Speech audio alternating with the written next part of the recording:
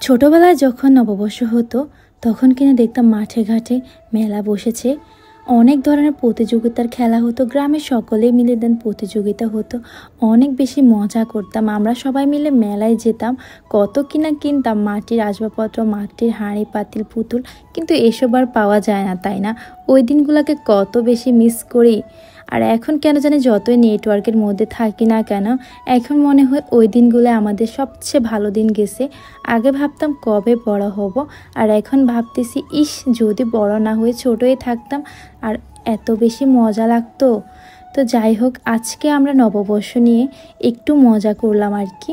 মজা মানে দিনটাকে সুন্দর মতো নতুন বছরটাকে কাটানোর জন্য একটু যতই মন খারাপ থাকুক একটু শুভেচ্ছা জানার জন্য একটু আয়োজন করলাম।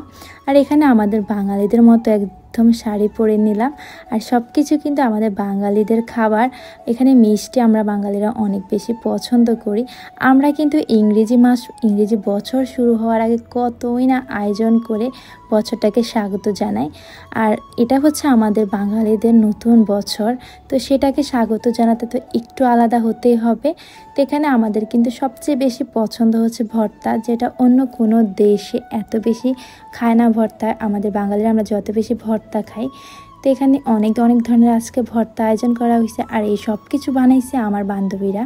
তো আমাদের কিন্তু একটা জিনিস মিসিং, সেটা হচ্ছে ইলিশ মাছ। আর এটাই ছিল আমাদের বাঙালিদের ঐতিহ্য, ইলিশ মাছ, পান্তা ইলিশ একসাথে যে কী মজা, এটা আপনি কোনো খাবারেই পাবেন না। বাট ইলিশ মাছ আমরা কোথাও পাইনি, এত দাম ছিল আর একদম পাইনি, বাজারে অনেক খোঁজাখুঁজি করা হয়েছে, আমরা পাইনি। তো কি আর করা যাবে, যা ছিল তা দিয়ে চালিয়ে নিলাম। আর অনেক ভর্তা আইটেম বানানো হয়েছে। কি ভর্তা ছিল এখানে আমি বলতেছি। এখানে ছিল আলু ভর্তা, দেন হচ্ছে বেগুন ভর্তা, বাদাম ভর্তা, নাগামরিচের ভর্তা, ধনিয়া পাতা ভর্তা, কালো জিরা ভর্তা, 2 আইটেমের শুটকি ভর্তা, আরও ছিল পেঁয়াজ মরিচের ভর্তা। অনেক খাবার ছিল, দেখতে কত লোভনীয় লাগতেছিল, তাই না? হ্যাঁ, অনেক মজা হয়েছে খাবারগুলা। আর এই তো লাস্টে আম মাখা খেয়ে নিলাম। আর আজকে যেহেতু আমের বিয়ে বলে কথা, আম মাখা না খেলে কি হয়। আর এই তো পিকচারগুলো কত সুন্দর হয়েছে না? অনেক পিকচার তোলা হয়েছে, সবগুলা তো আর দেখানো সম্ভব না। তো যাই হোক, কেমন লাগছে আজকের ভিডিওটা, আর তোমাদের কার কীভাবে নববর্ষ কাটিয়েছে সবাই একটু কমেন্টসে জানাইও। Thank you.